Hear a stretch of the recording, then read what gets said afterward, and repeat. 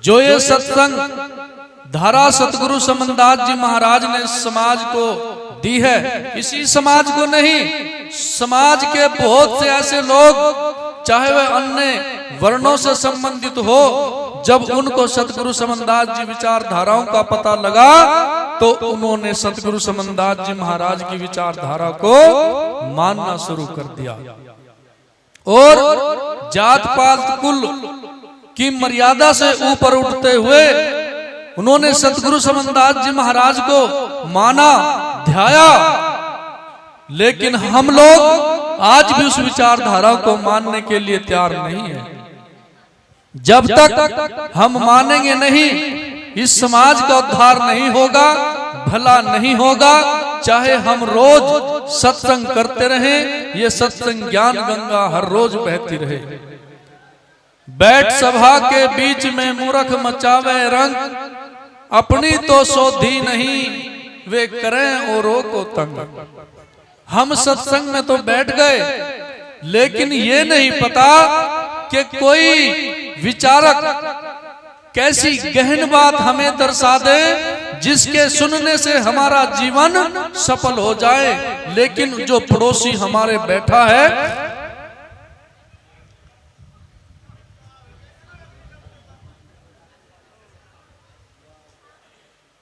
वो ध्यानपूर्वक हमें सुन नहीं रहा है।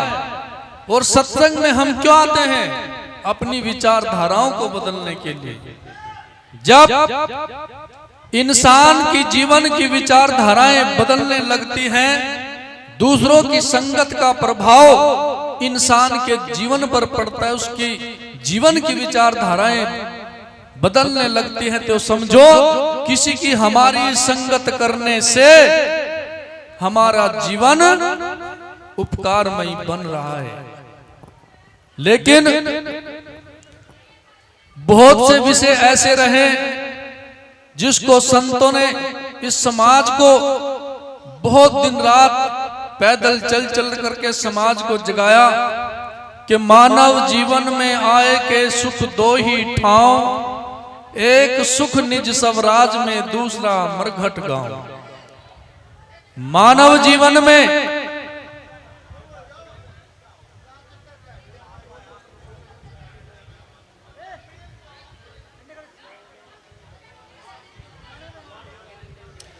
गुरु प्रेमियों,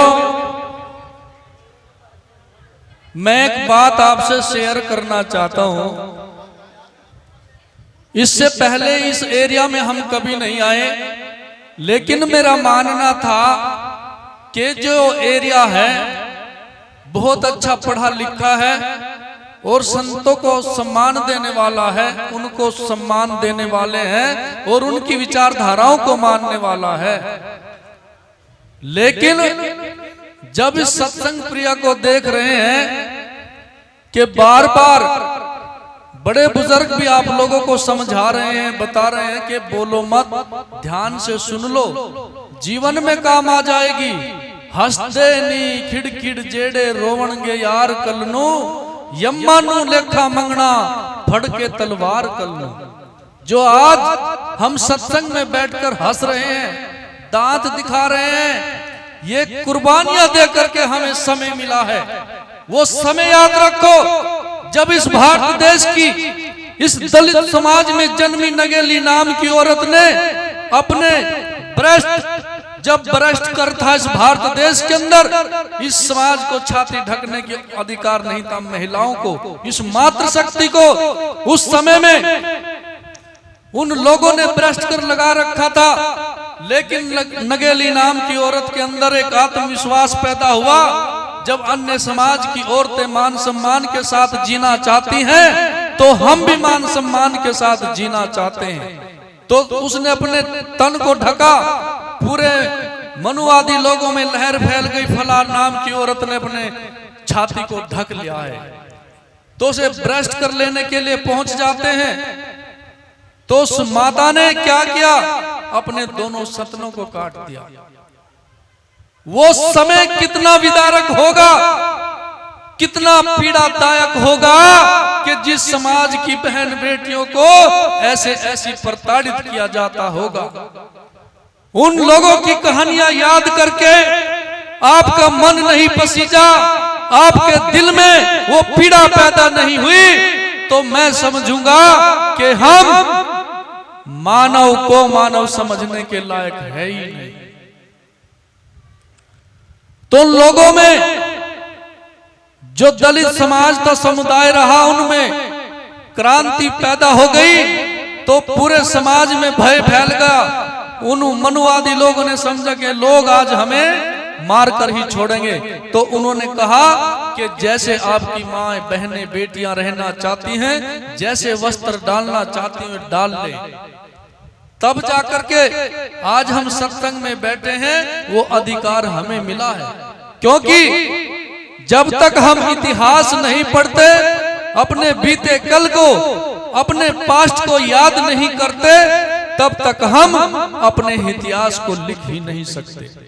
क्योंकि जिस इंसान ने अपने इतिहास को पढ़ा है, वही इंसान अपने इतिहास को लिख सकता है, दूसरों के सामने उजागर कर सकता है, अगर हमने इतिहास को पढ़ा है। क्योंकि गुरु प्रेमियों, बात पढ़ने लिखने की यहाँ पर हमारे संचालक साहब SD गौतम जी ने कही थी कि शिक्षा के बिना यह जीवन अधूरा है। क्योंकि जब भी एक शिक्षित व्यक्ति कहीं पर भी जाता है, उसे मान सम्मान बहुत मिलता है। लेकिन इसके अनुरूप बहुत से लोग ऐसे रहे जो अनपढ़ रहे, ऐसे इतिहासकार रहे जो अनपढ़ रहे, लेकिन उन्होंने भी इतिहास को रचा है। क्यों? क्योंकि उनकी अंतरात्मा जब उजागर हो जाती है, प्रकाशमयी हो जाती है, तो पढ़ना लिखना वहां मायने नहीं रखता। जैसे सतगुरु समनदास जी महाराज का सबसे बड़ा उदाहरण हमारे सामने है। जब भी कोई बड़ा बड़ा PhD धारक सतगुरु समनदास जी महाराज के सामने आता था, तो गुरु महाराज जी उनसे इंग्लिश में बात करते थे। एक भी दिन गुरु महाराज स्कूल में नहीं गए, एडमिशन नहीं लिया, बड़े बड़े डिग्री धारक उनके सामने बैठते थे, गुरु महाराज उनसे प्रश्न करते थे, तो वो प्रश्न का उत्तर दे नहीं पाते थे। जो आपका देवन मदरसा दारुल उलूम है, वहां के मुल्ला मौलवी भी गुरु महाराज के पास आए। जब गुरु महाराज ने उनको कहा कि आप अपना कलमा सुनाएं, जब उन्होंने कलमा सुनाए तो रुक गए। तो आगे गुरु समनदास जी महाराज ने कहा कि तुमने कलमा यहाँ खत्म किया, मैं यहाँ से शुरू करता हूँ। उस समय के सतगुरु रविदास महाराज कालीन के समय में सदन कसाई को जो 2.5 कलमे गुरु रविदास जी महाराज ने दिए थे, वो पूरे कलमे सतगुरु समनदास जी महाराज ने उन मुल्ला मौलवी को सुनाया। तब उन लोगों ने कहा कि आज सच्चा नबी हमें मिला है। बोले सतगुरु स्वामी समनदास महाराज की जय हो। क्योंकि जब ऐसी विचारधाराएं इंसान के जीवन पर पड़ जाती है, तो इतिहास गवाह है। संतों के इस देश में जाति परवान नहीं है, यहाँ भक्ति परवान है।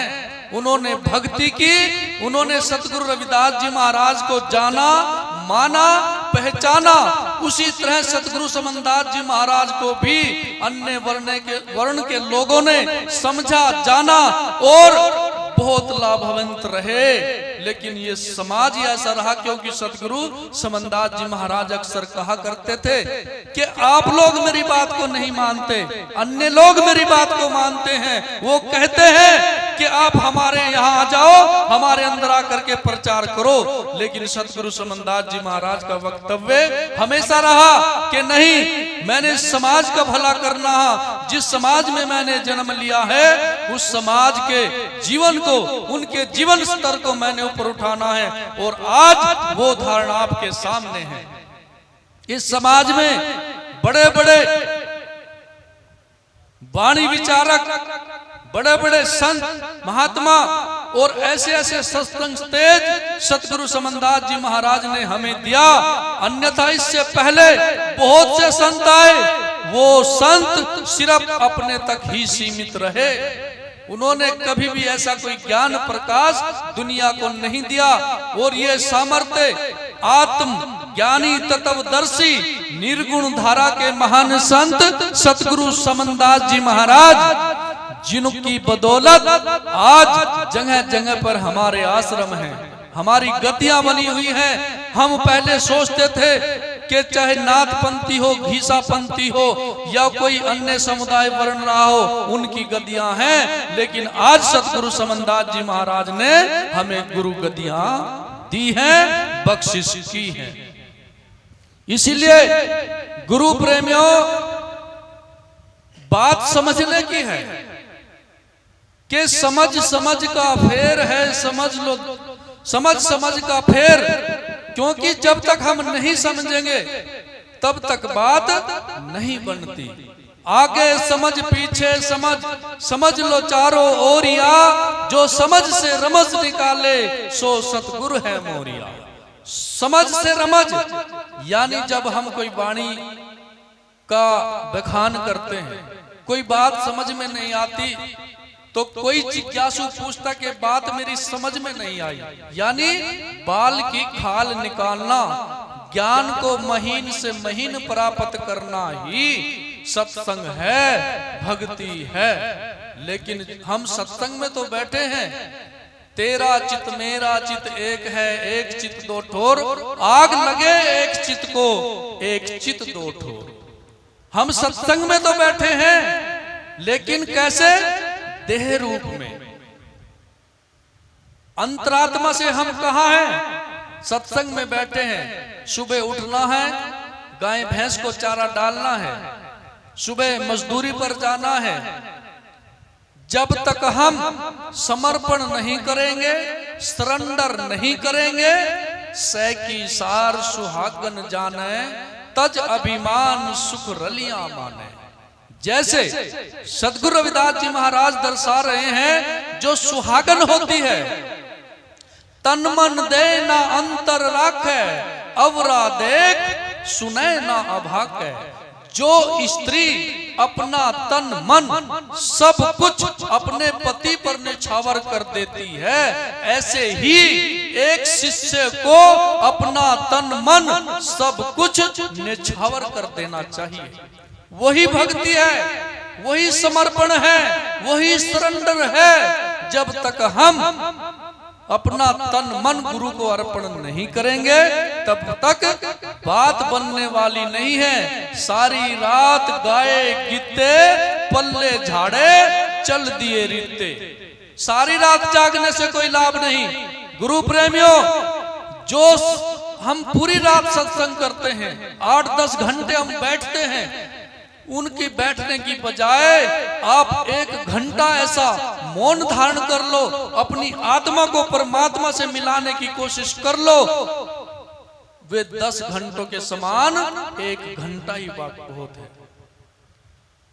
लेकिन वो कब है? जब हमारी आस्था और प्रेम गुरु में निहित है, गुरु में समर्पित है।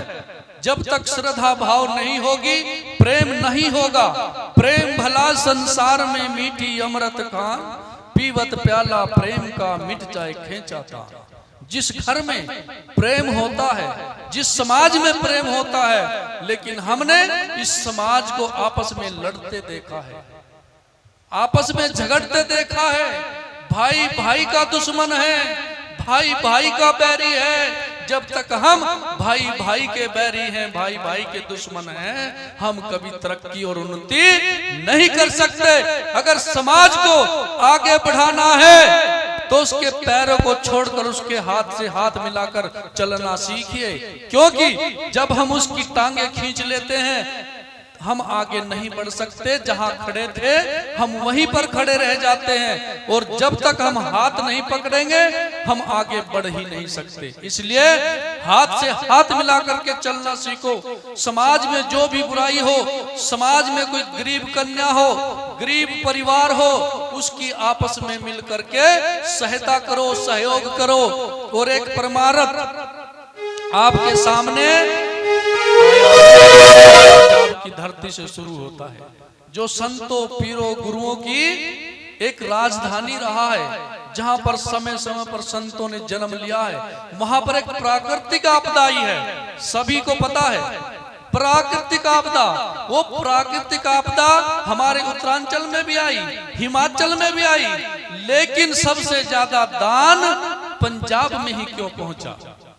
उसका कारण रहा है क्योंकि उन लोगों ने सेवा की है, परमारथ किया है। जगह जगह पानी के लंगर लगा देते हैं, अन्न के लंगर लगा देते हैं, दुनिया को पकड़ पकड़ कर छका देते हैं अपने अन्न को।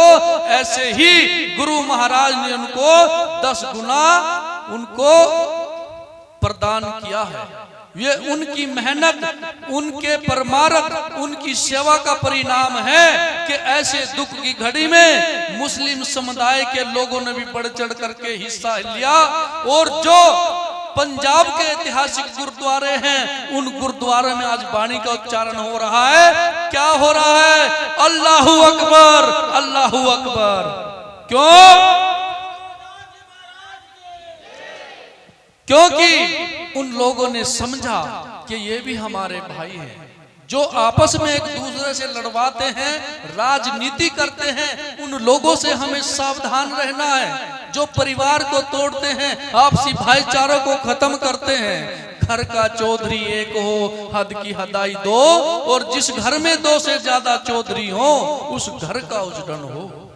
जिस घर में 2 से ज्यादा चौधरी हो जाते हैं, जिस गांव में 2 से ज्यादा प्रधान हो जाते हैं, जिस देश में 2 से ज्यादा प्रधानमंत्री बन जाते हैं, वो देश, वो समाज, वो राष्ट्र अक्सर उजड़ जाया करता है। इसलिए हमें चाहिए कि जो भी संत समय समय पर आए, उनको सुनना ही सत्संग है, उनको अमल में लाना ही सत्संग है।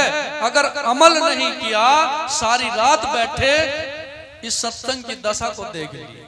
17 से 27 के बीच में कितने बच्चे यहां बैठे हैं। ये आम धारणा है। जो लोग जिनको 50-50 साल सत्संग में हो गए, कहते हैं कि हम 50 साल के सत्संगी हैं, लेकिन उनके घरों की जब हम दशा देखते हैं तो बच्चे मांस मदिरा का सेवन करते हैं। बड़ा दुख होता है, क्योंकि अगर हमें अपने समाज और बच्चों को सुधारना है, महापुरुष कहते हैं एक मनोविज्ञान है कि अच्छे लोगों की संगत करते करते हमें अपने जीवन को शुद्ध बनाना है।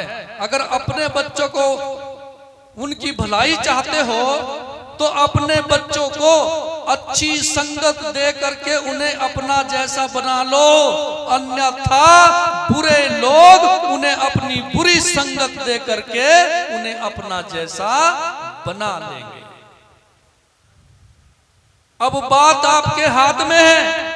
आप अपने बच्चों को गुणी बनाना चाहते हो, अच्छे संस्कार देकर उन्हें अपना जैसा बनाना चाहते हो, या दूसरे गलत लोगों की संगत में फंस करके उनके जीवन को बर्बाद करना चाहते हो। समरसता का संदेश दिया है, एकता का संदेश दिया है। यूनियन इज स्ट्रेंथ, के एकता में सदा बल होता है। तुम मकतूल सफेद सपहियल, हम बपरे जस कीरा, सत्संगत मिल रहे माधो जैसे मधुप मखीरा। ऐ संसार के लोगों, उन मधुमक्खियों को देखो, उनके अंदर कितनी एकता है, कितना प्रेम है। वो एक छाता से लिपटी हुई हैं। उनसे शिक्षा ले लेनी चाहिए। वचन न मानना संत का, जा कुढ़ाड़ा फंसा, भोगेगा अपने भोग को कर्मों के बल पड़ा। जैसे हम कर्म करते रहेंगे, ऐसे भोग हम भोगते रहेंगे। तो हम लोगों को उस मधुमक्खी के छाते की तरह रहना चाहिए। तुम मखतूल सफेद सपहियल, हम बपरे जस कीरा। हे सतगुरु महाराज, हम उस कीड़े के समान हैं जो अवगुणों से भरा हुआ है। तुम मखतूल, आप सुगंधी भरे हुए हो, आप में अथाह गुण है, लेकिन हम उस कीड़े के समान हैं जिसमें कोई गुण नहीं है, जिसे कुछ पता नहीं है। लेकिन आपकी सामर्थ्य ही हमें वहां तक पहुंचा सकती है। जैसे मधुमक्खियों का छाता होता है, उसके साथ कोई अगर छेड़खानी कर दे तो मिलकर उसका सामना करती हैं। इसी तरह गुरु रविदास जी महाराज भी इस संसार को संबोधन करते हैं कि आपको भी उन मधुमक्खियों की तरह इकट्ठा रहना है। अगर कोई आपके साथ जुल्म करता है, ज्यादती करता है, तो उन मधुमक्खियों की तरह इकट्ठा होकर के उसका दमन करना, उसे पीछे हटा देना, ये समाज की एकता को दर्शाता है। तो ऐसे कितने लोग हैं जो इस बात को मानना चाहेंगे कि हम आपसी भेदभाव और अन्य व्यसनों को छोड़ करके अपने पड़ोसी का साथ देंगे। क्योंकि गुरु प्रेमियों, अगर हम सत्संग में आए हैं तो सत्संग में जो भी बात बोली गई है, जो भी यहाँ पर उदाहरण दिए गए हैं, जो ये सत्संग लगा है, बंदे कर ले भजन सत का, जो मुक्ति को पाना है, सत्संग के बगीचे में सतगुरु का ठिकाना है। ये वही बगीचा है जहाँ सतगुरु महाराज उस अंतरात्मा से नजर आते हैं कि हर जगह मौजूद है पर नजर आता नहीं, योग साधन के बिना सतगुरु कहीं पाता नहीं। वो गुरु महाराज उस आत्म बल, उस विद्या के बिना कभी मिलता नहीं। वो मिलता कब है? धरी कहाँ ढूंढे कहाँ, वस्तु ना आवे हाथ, वस्तु तो तब मिलेगी जब पूरा भेदी लोगे साथ। जब पूरा भेदी हमारे साथ होगा तभी हम उस बात को प्राप्त कर सकते हैं। अन्यथा गुरु प्रेमियों, सतगुरु समनदास जी महाराज ने इस समाज को जो दिशा दी है, इस समाज को जिस ऊंचाइयों तक पहुंचाया, जिस बुलंदियों तक पहुंचाया है, शायद ऐसी शक्ति दोबारा हमें मिले या ना मिले, इसकी कोई गारंटी नहीं है। लेकिन मानव जीवन में हम लोगों की अच्छी किस्मत रही कि हमें पूर्ण सतगुरु समनदास महाराज भी मिले और पूर्ण सतगुरु मिलने के साथ साथ हमें मानव जीवन भी मिला। बहुत बड़ी बात है कि मानव जीवन तो मिला ही मिला, मानव जीवन के साथ साथ पूर्ण सतगुरु भी मिले। अन्यथा बहुत से लोग आए, दुनिया आई, ना तो उन्हें पूर्ण सतगुरु मिले और ना ही अच्छा जीवन मिला। बोले सतगुरु स्वामी समनदास महाराज की जय। तो गुरु प्रेमियों, ऐसे गुरुओं को, संतों को हमें अपनी अंतरात्मा में मान लेना चाहिए, ग्रहण कर लेना चाहिए, अपने हृदय में धर लेना चाहिए, उनको एक एक शब्द को रमण कर लेना चाहिए। क्योंकि बहुत से लोग कहते जब सत्संग लेते हैं कि हमें क्या नाम दान मिला है, कैसे शब्द उच्चारण करने हैं, कौन सी बात को बोलना है। लेकिन सतगुरु समनदास जी महाराज ने जिस भी सेवक भगत श्रद्धालु गण को जो भी शब्द दिया, उस शब्द को ही अपनी अंतरात्मा में रमण कर लो, यानी अपने पूरे भवन को, शरीर रूपी भवन को ऐसा उजागर कर लो भक्ति के प्रताप से। अन्यथा गुरु प्रेमियों सुनो, हे नर नारी, मत चुको अब की बारी, समय बड़ी मुश्किल से मिला, फिर समय मिले ना मिले इसकी कोई गारंटी नहीं है। Like a shot big bubble, ये जीवन एक पानी के बुलबुले के समान है।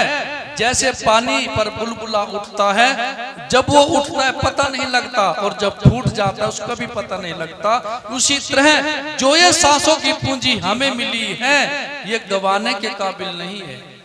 बंदे तेरे श्वास वृक्ष जैसे पात दिन दिन झड़ते जाएं।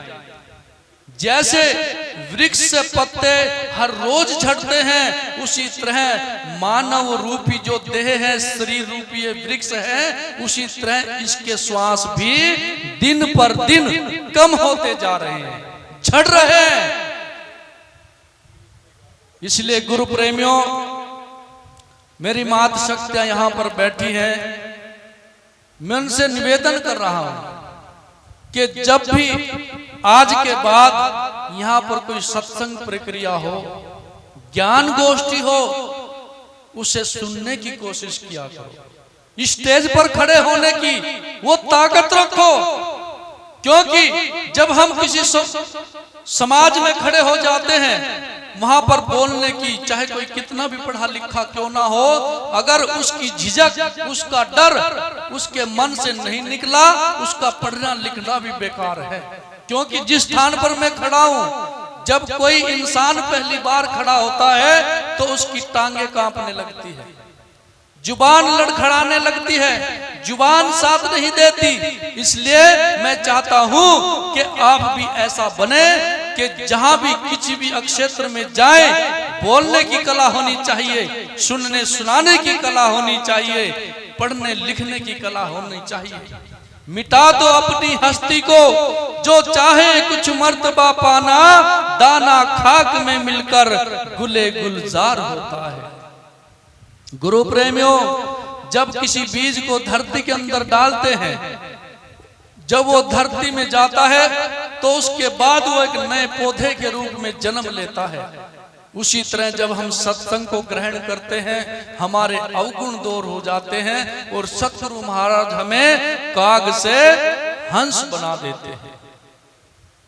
तो आज का जो विषय है, ऐसे कितने नौजवान साथी हैं, बहनें हैं, बेटियां हैं, जो ये रुतबा अपने अंदर इस सत्संग के माध्यम से आज धारण करना चाहेंगी कि हम जब भी यहाँ कोई सत्संग हो, ज्ञान विचारक कोई गोष्ठी हो, हम कुछ ना कुछ ऐसा टॉपिक लिख करके लाएंगे जिससे हमारा मनोबल बड़ा तेज हो, मजबूत हो। हम कहीं भी किसी स्थान पर अगर खड़े हो जाएं तो हमारी जबान लड़खड़ाए ना, हमारा तन मन डोले ना। हमें निरंतर संघर्ष करना है, प्रेम करना है, जीवों पर दया करनी है। कितने लोग हैं जिन्होंने गुरु मुख शब्द की शपथ ली है, जो यहाँ पर बैठे हैं। गुरु प्रेमियों, बहुत अच्छी बात है, लेकिन जिन्होंने नहीं ली है, मैं उनसे भी निवेदन करता हूं कि मानव जीवन बार बार नहीं मिलता। मानव जीवन में आकर के गुरु को धारण करने की बहुत आवश्यकता होती है। जब तक गुरु को धारण नहीं करेंगे, ऐसी बहुत सी चीजें हैं जिसका हमें पता नहीं, उसका पता तब होगा, ज्ञान हमें तब होगा जब हम गुरु की शरण में आएंगे। क्योंकि सतगुरु समनदास जी महाराज ने हमें एक फॉर्मूला दिया है, एक मेथड दिया है। जब कोई लोग, जब कोई श्रद्धालु, जब कोई सेवक गण गुरु जी की शरण में आता है तो उनको गायत्री मंत्र का जाप दिया जाता है। सुबह शाम भजन बंद की करनी पड़ती है, सामग्री डालनी पड़ती है, सुबह शाम खाने का भोग लगाना पड़ता है। क्योंकि जिस खाने का भोग लग जाता है, उस अन्न के दोष भी मिट जाते हैं और उस अन्न को खाने से बुद्धि तेज होती है, प्रखर होती है। और ऐसी ही बुद्धि हमें चाहिए जो चेतन बुद्धि हो। क्योंकि जो लोग गुरुमुखी हैं वो अपने घरों में हर रोज भोजन का भोग लगाते हैं। जो गुरु की विचारधाराओं से दूर हैं वो लोग ना तो अपने घरों में गुरु के सामने भोग लगाते हैं, ना भजन करते हैं, ना बंदगी करते हैं। तो बड़ी दुख की बात होती है। तो मेरा आज सत्संग के माध्यम से आप लोगों के लिए यही एक निर्देश है, एक निवेदन है कि आप ज्यादा से ज्यादा गुरुमुखी बने और अपने बच्चों को शिक्षा दे करके उन्हें ऐसा बनाए कि समाज दोबारा उन पीढ़ियों से ग्रस्त ना हो जो हमारे ऊपर लाद दी गई थी, थोप दी गई थी। जो प्रथाएं हमारे संतों गुरुओं ने अपने शरीर की बाजी लगा करके हमें ये जीवन दिया है, ये हमें गंवाना नहीं चाहिए। तो गुरु प्रेमियों, वाणी वक्ता और भी बहुत हैं, समय भी बहुत हो चुका है। तो आने वाली 8 नवंबर 13वां विशाल महासंत समागम गुरु रविदास अमर ज्योति आश्रम हथनी कुंड बैराज। कितने लोगों ने हथनी कुंड बैराज देखा है? वो न्यूज चैनल पर भी बहुत चलता है। फेस टू फेस जिन्होंने देखा है। क्योंकि जब अब पानी आया था तो पूरे देश में हथनी कुंड से लेकर दिल्ली में हाहाकार मची हुई थी कि हथनी कुंड बैराज से 300 लाख क्यूसिक जल को छोड़ दिया गया है, दिल्ली जलमग्न हो गई है। उस दृश्य को, नजारे को आपको अगर देखना है तो आने वाली 8 नवंबर दिन का सालाना समागम है, ज्यादा से ज्यादा संख्या में पहुंचने की कृपालता करें और वहां पर आदि धर्मों के जितने भी महान संत गुरु हुए हैं, जिनको सतगुरु समनदास जी महाराज ने बताया है, उन सभी की तस्वीरें बनकर तैयार हैं। उनका ऑडिटोरियम एक म्यूजियम बनने जा रहा है, जहां पर हमारे समाज के बच्चे बच्चियां, बेटे बेटियां जाकर के उस इतिहास को देखेंगे, पढ़ेंगे। और बाबा साहेब अम्बेडकर जी का 31 फुट ऊंची मूर्ति बनकर तैयार है। चमार रेजिमेंट का पूरा इतिहास वहां पर बनकर तैयार है। साहब काशी राम की प्रतिमा भी बनकर तैयार है। तो गुरु प्रेमियों, ये समय अवसर हमें गंवाना नहीं है। आने वाली 8 नवंबर को जितने भी साधक बैठे हैं, संत समाज बैठा है, सभी से निवेदन है वो ज्यादा से ज्यादा संख्या में पहुंचने की कोशिश करो। तो इसी के साथ मैं अपनी सतनाम जी महात्मा जी, एक निवेदन है मेरे यहाँ अपने समाज में जी, बहुत नशे की नहीं, तो मैं आपसे निवेदन करता हूँ कि थोड़ा इन्हें नशे में बहुत ज़्यादा परेशान है। महिलाएं बेचारी कैसे रोक गए इन्हें, ये परेशान छोटा सा बिहार है बहुत बड़ा। देखिए गुरु, इस विषय में सदगुरु रविदास जी महाराज ने भी कहा है नशे के बारे में। तीरा क्या पीजिए जो चढ़े और उतराए, नाम अमीरस पीजिए जो चढ़े कभी ना उतराए।